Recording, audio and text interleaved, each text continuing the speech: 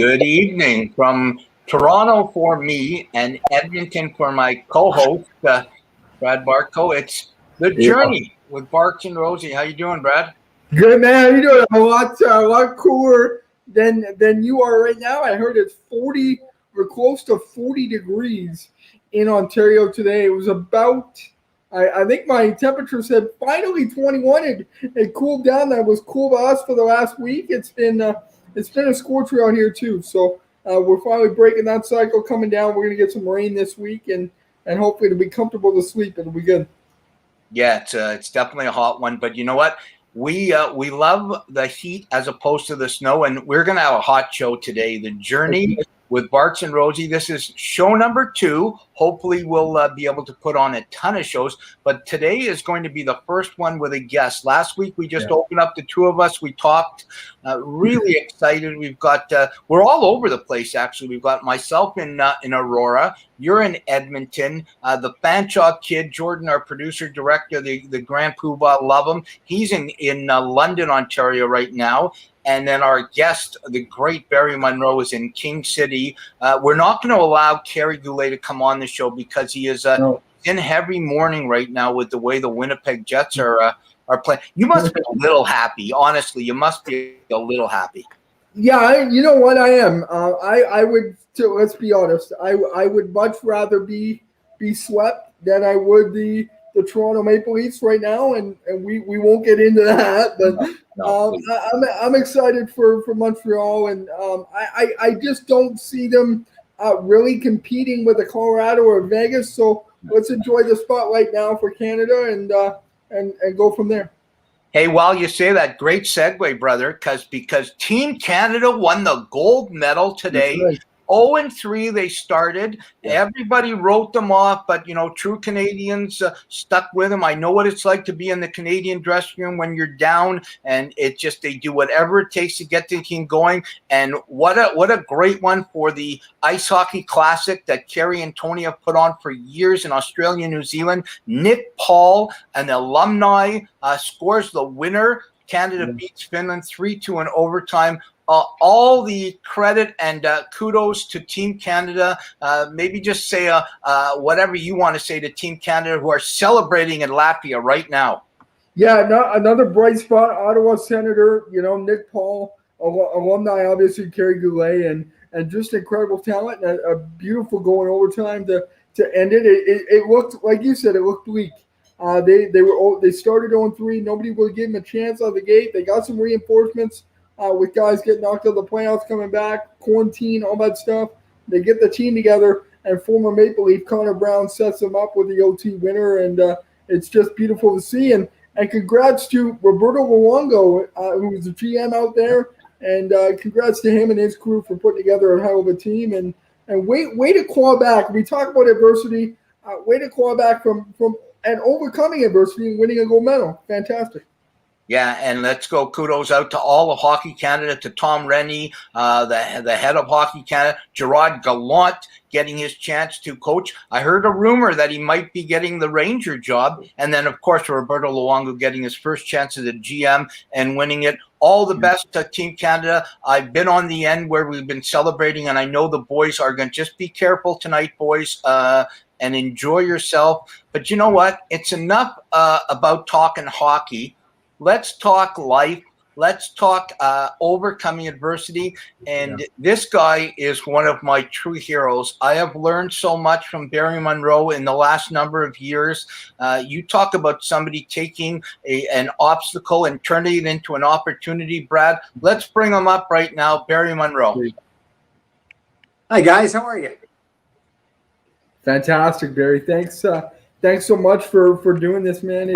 It's such an honor to finally be able to speak with you, and share the same screen with you, and hopefully when COVID decides to leave our country, we can get together and talk golf and talk sports and of course taking over the world. So Paul, why don't you take it over from here, and we'll go back and forth. Perfect. So Barry, I've known you a long time, and I got a ton of respect for you. You've helped me out over the years. I know Brad is just meeting you for the first time, and I don't know how many of our viewers know you, but why don't you take a few minutes and tell everybody your story and how you became the person you are? Well, first, guys, the check's in the mail. So thanks for those kind words. And I'd rather just talk hockey for a while, if that's okay with you. It was a great day today for Canada. But yeah, I don't know.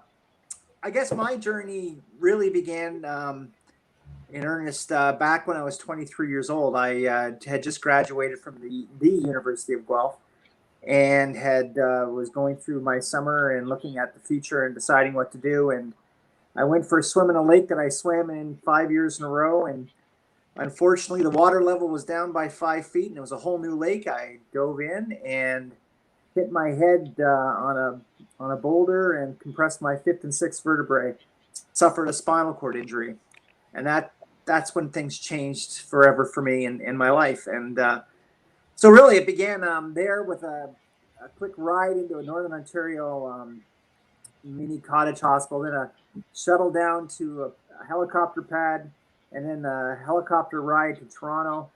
And then that's when I remember sitting in the with the neurosurgeons inside the ICU, and they looked at me and they cleared the room. And the doctor, he's a resident, and he said to me, "Barry, you've broken your neck, and you're never going to walk again." And then he left, and it was a tough time trying to wrap my head around all that, and that's when it really began, and then it was really those hours in the evening. I remember lying in bed, and a nurse sat down beside me. It was about 3 o'clock in the morning, and she said to me, "What?" Obviously she knows I'm troubled, and she said, "What's wrong?" And I said, "Well, they said I would never walk again, and I mean, how do they know that? And it doesn't make any sense. And I think I will." And then she said, "So what are you going to do about it?" And that's when the journey began. So it was the beginning of a lot of changes in my life, but really, fortunately or unfortunately, my life became basically wrapped around the quest for a cure for spinal cord injuries, and I dedicated a lot of my life to that, and I've been involved with what is now the Canadian Spinal Research Organization, and that was 34 years ago, so, and still going strong. We're trying to, and it's been quite the journey. Absolutely. Brad? Yeah, I want to talk about that spinal cord journey, Barry. I mean, there's lots out there, suffering from or that suffer with a variation of a spinal cord injury. Myself, I don't. I have CP, so I was born with a disability, completely different. But I've immersed myself lately in learning about different disabilities and different abilities out there, really. So let's talk about your journey with that. How did that begin for you? Did you just you talked about it briefly, but something clicked in you, and you're just like, I'm not taking this for an answer. So this is what I'm doing. This is how I'm dedicating. And so, how did you start, and where is it now? How is it? How far has it come in 34 years, and where do you want to take it? Well, it's the strangest thing, because it just didn't make any sense to say never, ever, ever. And I thought, that doesn't make sense in medical science. We've seen so many great things over the years. And I thought, if that's the approach we take, then they're right. It will never, ever, ever happen. But, obviously, Brad, you and I both share the same commonality. We have a neurological disorder, and in many cases, like Alzheimer's and Parkinson's and MS, there's a deterioration. So people actually succumb to their condition. So there seems to be an urgency of finding a cure or finding treatment that at least can stem off the tide and help people through their daily living and through comfort, and hopefully buy time, so to speak. With spinal cord injuries, there's just this perception that everything's stable after an injury, and it can't be further from the truth. When I graduated, when I had my injury in 1987, there was the demographics in the rehab center in Toronto was a lot of young men in their mid 20s and early 30s, mainly, And I can tell you right now that about a third of those people are no longer with us. And so people do die from spinal cord injury. We suffer from what we call secondary complications. It could be renal failure, it could be respiratory issues, all of these things. So there is an urgency, and we had to. I felt there was a responsibility in our community to kind of put the pressure on. Now, it got a lot easier when Superman, Christopher Reeve, had an injury because he changed the dynamic. It basically put it out there. It's not a question of if, but a question of when. And that changed the dynamics completely. And so then, and there's still a divided community that thinks that you're in denial if you're not accepting your injury. And I say, well, you can do that, but there's nothing wrong with us chasing after a dream of fixing things. And you got to understand, Rick Hansen says this all the time, Canadian. He said that 90% of what we know about neuroscience, we've only learned about in the last 10 years. So the neuroscience, the proliferation of what we know about, it's amazing. And it's not just spinal cord injury. It helps in all of ours, including brain injury and concussions. Like all of these things, we're all related through neurotrauma, potentially. So all of these things do connect. And what's exciting is we're making a lot of inroads, and we're already starting to see a lot of what you call human clinical trials. And so we're getting out of the bench and we're getting close to the bedside. We got a ways to go, but it's much more encouraging now than it was 3 decades ago. Yeah, absolutely. Hey, Bear, talk to us about the fact, and I know you talked about neurological and concussions and that, and I this coming Wednesday will be 22 years from losing my leg, and I still get phantom pain where I feel my foot and my toes wiggling, and there's some crazy things with the brain. But you got a chance to get involved with Kerry and shoot for a cure and stop concussions, and that's how I met you. Talk to us about the marriage between spinal cord research, between Shoot for a Cure, and between Stop Concussions. Well, it's a great marriage, and it's still going strong. And that the connection originally was hockey. We identified that in hockey, people sometimes suffer a spinal cord injury. It's not as common as other injuries, but when it happens, it impacts the whole community. And then so we started seeing that to take place. In fact, one would argue that every NHLer right now has been on the ice or knows somebody who's been on the ice or has been around somebody suffering a spinal cord injury. But really, where it expanded more was also, you're talking about what you're called neurotrauma injury. So the injury to a spine and the injury to a brain are very common. They're all connected. So Kerry and Stop Concussions, it seemed like a natural marriage in that the concussion issue, as everybody knows, is front and center as being a big issue with the game of hockey and any kind of contact sports. And together we felt that we can engage the hockey community, which includes not just pro players, but the amateur level and equipment managers right through to professional hockey teams, to the media, to try to get the message out to not only prevent these injuries from happening, creating awareness around the injuries, but in our case, trying to raise funds to fund research to hopefully reverse and bring restorative measures back. So we've been doing that, going strong, in for almost 20 years now. In fact, it's been about 20 years now. So it's been a good ride, and we're very pleased. And I think to date, collectively, we've raised close to $4 million. So it's been a good run. Awesome. Huge congratulations, by the way. That's absolutely incredible. So you're making a huge difference, and it's felt, I'm sure, across Canada and across North America. So thank you for that. That's incredible. Barry, I want to talk to you about mindset. I mean, laying in the hospital bed after your injury, I'm sure it can't be easy. I was given 24 hours to live, 20 plus surgeries. It's so I know all about mindset and positivity and trying to get over the next hurdle. But for you, what was your mindset like? I'm sure you had not bad days, because for me, there's no such thing as bad days. It's bad moments. So I'm sure you've had some bad moments. But what kept you going? What drove you to? You know what? yeah, I'm dealt with this situation. Yeah, this is who I am now. But I'm not going to lay here and just roll over and give up. Like, let's be honest, a lot of people do, or some people do. So what kept you going? And now, what keeps you going? I mean, with everything you got going on, is it you just is it for you that I want to make a global impact? I want to reach that next level. So kind of talk us to about the different stages of mindset and where you started to I guess where you are.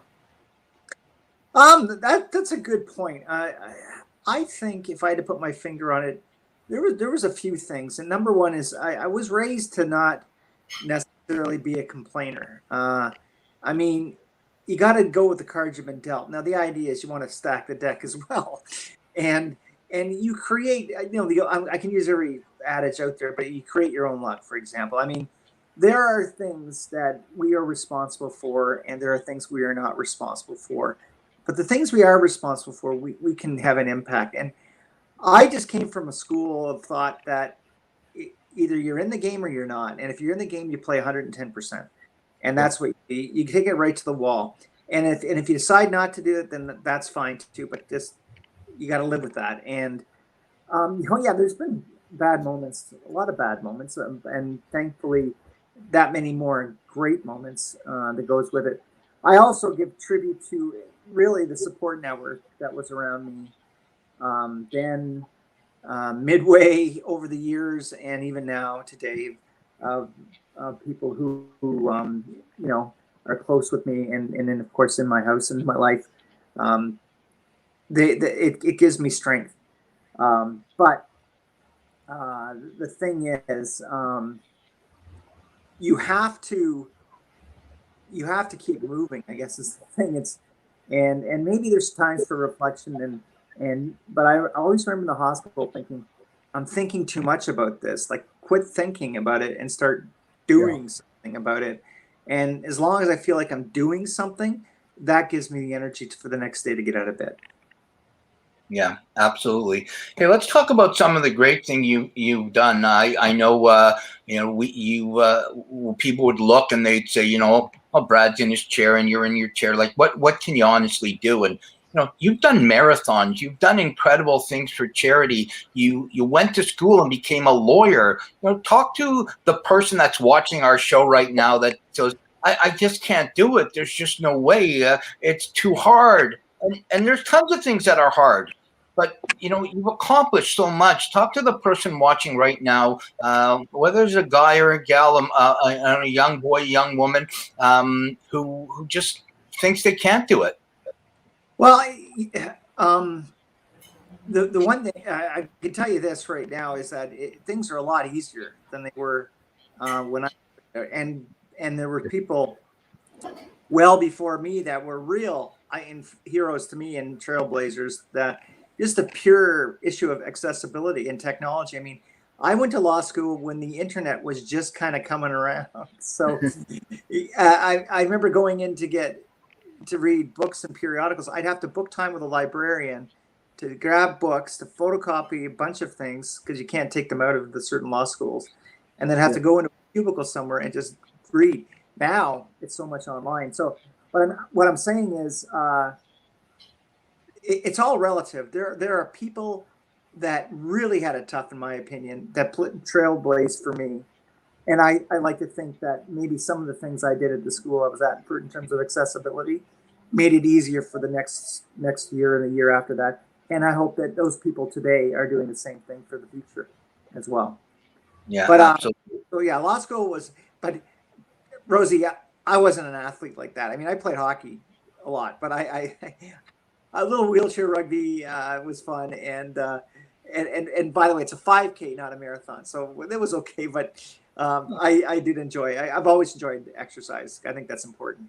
Hey, 5K is a marathon to me. Okay, and You talk about people trailblazing, just for me and the amputee community, Terry Fox, like what Terry Fox did when he did it to start in Newfoundland and get to Thunder Bay with the leg that he had. And anybody out there, if you're ever, when COVID ends, if you ever get a chance to go to the J Wing at Sunnybrook, walk into the prosthetic department and one of Terry's original legs is there. You talk about what he did with what he had to work with. It's unbelievable.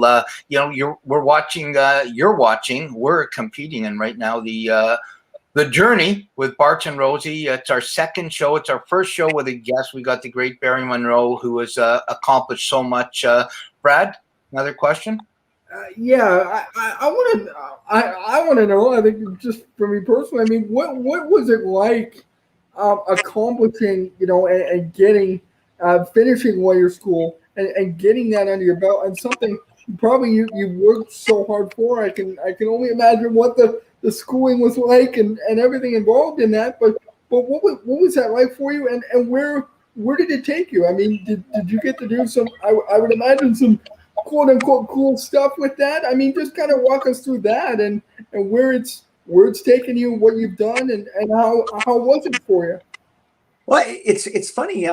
The one difference too is when you're disabled, and obviously if you're in a wheelchair and you use a wheelchair, yeah, you become the shortest person in the room. And tell me about it. people. Now I wasn't a tall guy to begin with, but people talk down to you. They really do talk down to you. Yeah. To the point where they pat you on the head. I mean, these are the kind of things how it started out. But what is interesting, and I think to this day, and it's something it's a challenge for me, but it's confidence. The natural self-confidence you have, you as who you were prior to an injury, and then all of a sudden you're different, and that confidence, you gotta really reach down and grab it a lot. So that is a daily struggle. I could say it always has to be there because my voice has to be that much louder now. Sure. I have to be able to kind of be bigger than I am in my chair. Mm-hmm. So that's part of it. Now, when you get into law, I became a litigator. So, I mean, my mother always said, you never stop arguing, so you might as well just become a lawyer. And she was right. And I guess that's what happened. My dad says you might as well get paid to talk because you don't shut up. Yeah. The first part, I did a couple of things. I've been doing, the thing about law is you can use it not necessarily in the legal system. There's skills that you gain from that you can do in different things, more like advocacy.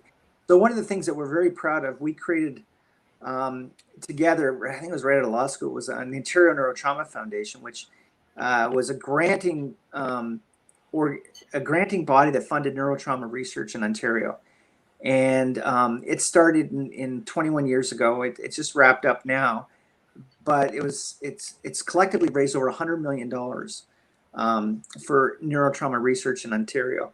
And so that's an example of where right out I could have worked on something. Then I practiced in personal injury law because I felt I understood it and understood the role, what a client goes through that's been injured. And so I did that for 15 years.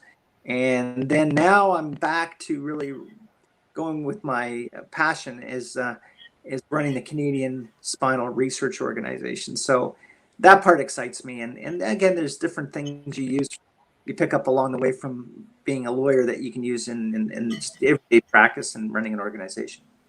For sure. Yeah, absolutely. For those of you that are watching, there's Robert Wine, and we know Robert very well. Barry, don't forget that a marathon is a distance that's hard to do, that you need to work to finish. The number is actually but technicality. Okay, we both know Robert. He is what an incredible guy he is. Sure. Just for those of you that are watching, this is our second show, and we are going to have the comment of the week. So please comment, send us in comments, send it to Brad's info, to mine, our Twitter, and we will be giving prizes away on the following week. We're switching guests up every week. Brad will have his guests next week. We'll talk about it during the week. And also stay in for the end of the show when Brad and myself will close the show. We have our hero of the week, and that's a real important part of our show that I'm really excited about. Barry, talk to us about the fact that, Brad and I talked on our first show last week when we were talking about things. Have you seen a change we're in Toronto, Brad's in Edmonton. Have you seen a change where the powers that be are finally starting to see disability through ability? I know I talked about last week the fact that we did an event a number of years ago, and it was at a prominent restaurant downtown, and there were stairs there. It was a nightmare to get you around into it. And I just think that's just unacceptable. Have you seen a change in any way? And how do we, if no, how do we change it? I mean, there has been huge changes. Is it enough? No, not yet. But there has been remarkable changes over the years. One thing, it's accessibility is much better than it used to be. And obviously with legislation, they're making it going forward, things have to be more accessible. I think we got to think about one thing, and it's a practical reason, and I use this all the time, is that we have an aging population. So I like the sort of that theory that really everybody becomes disabled at some point. You might be 85 or 90, but you become disabled. We all are destined to become disabled. That's how it goes. And with an aging population of baby boomers, you better sure as heck be ready for having enough ramps and accessibility from a mobility point of view. But what's impressed me more is looking at all sources of different types of disabilities, and trying to have a better understanding that we can understand people with those different disabilities. And that also includes people that are suffering from mental illness. And I think that's a big one. And I mean, we go back to things like even concussions, mild brain injury and PTSD and things like that. They're so hidden. Nobody can see that. And I mean, sometimes, can't believe I'm saying this, sometimes it's easier for someone like Brad and myself. They see the disability, and yourself, Paul, but they see the disability, but it's the people that you can't see the disability that have the biggest challenge out there. And that's an area we're still working on. I think that's the biggest growth area of trying to figure that out. But we're getting better, but many of us would say that there's a long way to go still. And in terms of attitude, I mean, that's something it's going to take a while. Just I find that it's up to the individual sometimes. And Brad, you might see that, is that when someone's talking to you, you got to talk right back at them. And now, I think my favorite one, this is a story I want to tell. And somebody warned me about this once. It was right after my injury. I went to a restaurant with my family, and someone warned me about this, and I never thought about it. It's the first time I was really in a community. And the waitress came up and started taking everybody's order and went all the way around the table, got to me, and then asked my mother beside me, and what will he want? And so it's like, you can take that in so many different ways. So the only thing I knew to do, and that was seemed to me that's still the thing I would do today, is I spoke up and said, well, I will have this. And right away you can see the look on their face going, oh, okay. And then from that point on, I was an equal. But before that, it wasn't that. And so sometimes we as individuals that are disabled have to kind of be self-advocates. And at the same time, it's a as you guys know, a fine line. You don't want to come across as the bitter crip, right? But at the same time, you got to stand up for yourself and for your rights. So it's a fine line. I'm so glad you. So one second, Brad, and then you'll get your last question. But Barry, I'm really, really glad that you said that, because this is one thing that Brad and myself want to key on over the weeks and the months of the show. Not just a visible disability like we have, but PTSD, like addiction, like mental health. That it is an invisible disease, an invisible trauma that so many people are dealing with right now, that we have to get to the forefront. We have to get in front of this, so people that are suffering can feel that people care. I don't know. I just really appreciate that. Brad, go ahead. Yeah, Barry. I mean, you hit the nail on the head here. You got to kind of be the loudest guy in the room, so to speak. And I know I know all about the restaurant analogy. I've been down that road. You know, they look at my parents or they look at a friend I'm with, and what does he want? Well, I got a voice. You know, God. I always say God took away my legs, but gave me a powerful voice, and that's what I continue to do is be that advocate and speak up and make a difference, because at the end of the day, it's not about me. It's about we. We got to make a change, and we got to come together. So I guess, Barry, moving forward, and I'll end on this. What steps can we take to move forward to make this process not? I guess don't let's not push it to where we're pushing people the wrong way, but how do we bring people with disabilities to the forefront and bring a better knowledge and a better understanding of accessibility and really making everybody equal, because I feel everyone in a sense needs to be equal. And I look at, for example, handicap buttons on doors. You push a handicap button, and most of them don't work. I don't know how it's like in Ontario, but in Alberta it's awful. So I mean, how can we approach businesses or approach restaurants or companies or whatever, and really bring awareness on that front, and really bring accessibility to where it needs to be? Well, I can tell you, shows like this, we got to keep talking. We have to keep talking. We have to keep talking, and we can't let things slide. If something's not right, we have to make them aware of it, because in many times they just don't. They're just not aware of it. You know, like Yeah. you say, you made a good point. And Rosie and I have talked about this before, where an elevator's out. Well, if you're in the Toronto Transit Commission and you're taking a subway ride somewhere, and all of a sudden you get to a station and the elevator doesn't work, guess what? You're not getting out of that subway there.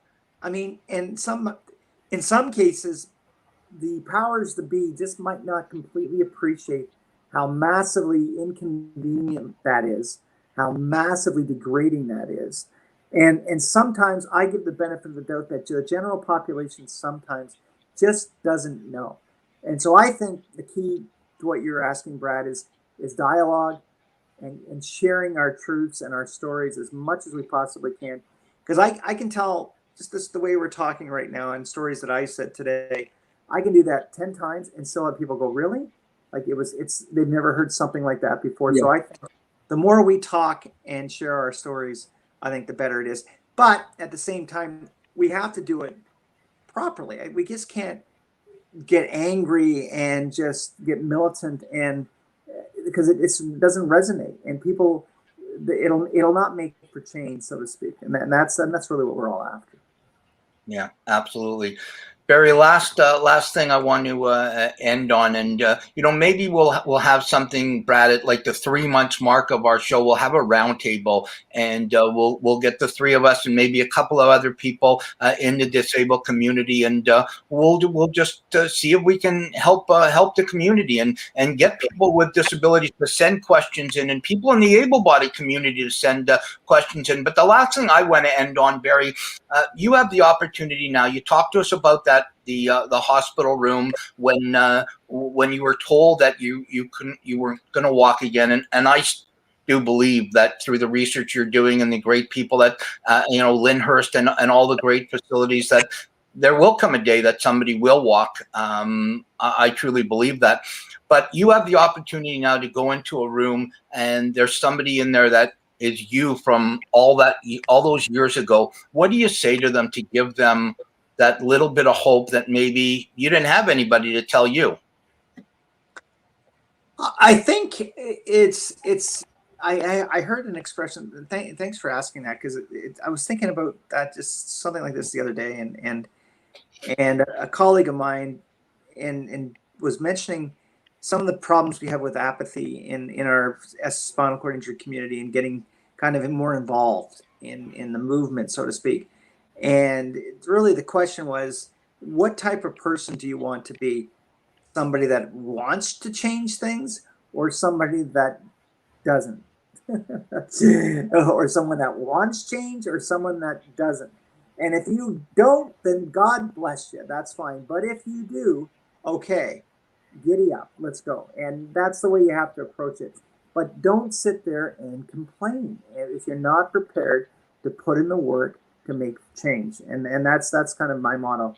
I got that in maybe subtler ways over the years, different peers telling me, it's up to you. It's like, quit your complaining, and there's been bad days. And then the other thing too is, guys, is it's all relative. We've seen, all three of us have a different disability, and all three of us have seen people with the same type of disability in a much serious, more difficult way, and going through a hell of a time. And you kind of sit back and say, boy, do I feel lucky, because I'm not going through that. And it's all relative. Somebody behind us might look at us the same way too. So it really is relative. Yeah. Well, I really appreciate your time, Barry. Brad, you want to say last thing to Barry? Yeah, again, thank you so much for your time. It truly is an honor, a privilege, and I can't wait to chat more. And hopefully, like I said, I'll chat with Rosie after. But if it's okay, I'd love to connect with you one-on-one and love to chat more. And let's see if we can all work together. It'd be an honor. Well, guys, thanks a lot. You're doing great work here. And I just want to give a shout out to my Edmonton friend, Aaron Mosier. He's a quadriplegic living in just outside of Edmonton there. He's been actively raising funds for research for several years, and he was injured in a hockey game. So he's a good friend and somebody that, to me, he's a hero. So I just want to give a shout out to all of those guys. And listen, guys, thanks for what you're doing. And it was a pleasure to be on the show today. Barry, before we forget, just got a message up from Carrie. Talk to us about the golf tournament. There's Ariane Marco with an amazing show. Thank you. Talk to us about the golf tournament that is coming up on June 14th. Yeah, we try to raise funds through different events over the years. And this year on June 14th, after really a COVID-ridden year of 18 months of not really doing anything, we're finally getting out on the course, and we're having our Shoot for a Cure tournament. And it's exciting. We've almost sold the tournament out. We did that in less than 2 weeks with a very short time window. For many people that may not know, Ontario was under a lockdown, and we didn't even have golf available to do. But the date was sitting there. We jumped all over it once we opened up, and we're excited about the possibility of raising more money for this, guys. And, of course, we're teaming up with Shoot for a Cure and Stop Concussions. And we're bringing this all together, having some former pro players together, but it's going to be a great day. Absolutely. And I will be there on June 14th, driving around in my golf cart with the gold medal. And hopefully Kerry won't knock me off the cart like he almost did 2 years ago. I don't know if you saw that, but John Cavers and myself were in the cart, and Kerry tried to be Mario Andretti and almost put us in the sand trap on the 14th. So thanks, Barry. Appreciate it. And we'll talk soon. Thanks, guys. Take care. Thanks so much, Barry. Care. You know what? I'm telling you, Brad, you're going to meet him one day. You talk about somebody that just commands the room. I've had the honor of doing some events with him with Johnson & Johnson, where he has spoke to crowds, and just you can hear a pin drop. It's unbelievable. Yeah, what an honor. Again, what a privilege. I can't say that enough, but I can't wait to connect, and I'm excited already to get out to Ontario and help with the golf tournament, and whether that's next year or the year after or whatever, when the world permits us, we'll be there, and it'll be awesome. It'll be a great time. Absolutely. So we had a bunch of comments come in. We didn't talk about some of them, but we'll go over them to everybody. We will pick a comment of the week. We will announce it next week. So if you watch the show this week, please watch next week. And the person that gets the comment of the week will win a prize. We're going to put our heads together and figure it out. Show number 2 is almost over, Brad. I know next week Barry was somebody I got. Next week we're going back and forth. You will announce in a few days, I think, the guest we'll have on next Sunday. But we've come to the part of the show that I love, our hero of the week. Brad, I'm going to go first. Sure. And my hero of the week is my girlfriend, my incredible girlfriend, Ariana, who had just celebrated 2 years clean and sober. I am so proud of you. It is such an incredible feat, and that's all I can say. I'm extremely proud of you. Brad, your hero. Okay, again, congratulations on that. Huge honor, and I think because it's only fitting. I know we'll probably end up doing a show anyway, but because it's June and we're getting close to Father's Day, I got to give a shout out to my dad. A guy who's always been there. Through surgeries, operations, to the good times, to the bad times, through the highs and the lows, and he's always there to pick me up and dust me off when I need to, and make sure that my head's all right, and we're doing a good thing, and we're out here making a difference. So I can't thank him enough, and this one's for him. So we got two incredible heroes that are big parts of our lives. And Brad, I'm so blessed again, and we talked about this a few months ago. We've got it going. Brad Cavers, great for you, and John is an incredible man. Call him Superman in the Uxbridge area. If you ever get around to Uxbridge, ask for Superman, and you'll get introduced to John Cavers. Awesome. Brad, another incredible opportunity to talk about ability through disability. I'm so excited on this journey and looking forward to next week. Any last words? Yeah, man, we're just scratching the surface. I'll keep saying this, but we're here to stay. Our voices will be heard. Our voices are being heard, and change. I believe starts with us and ends with us, and guys like Barry. And I'm excited to see where this journey goes, and hopefully one day soon we can do a show live in person, and whether that's in Ontario or you come out to Alberta. I mean, anytime. I'm looking forward to doing it in person as well. I'm excited. We will. This COVID is going to end sooner than later, and we will do that. It has been show 2 on the journey for our incredible producer, the Fanshawe Kid, Jordan, and for my incredible partner in crime, Brad Barco. This is Paul Rosen. You've taken the journey with Barts and Rosey. Have a great week. Take care of yourself. Take care of each other, and God bless.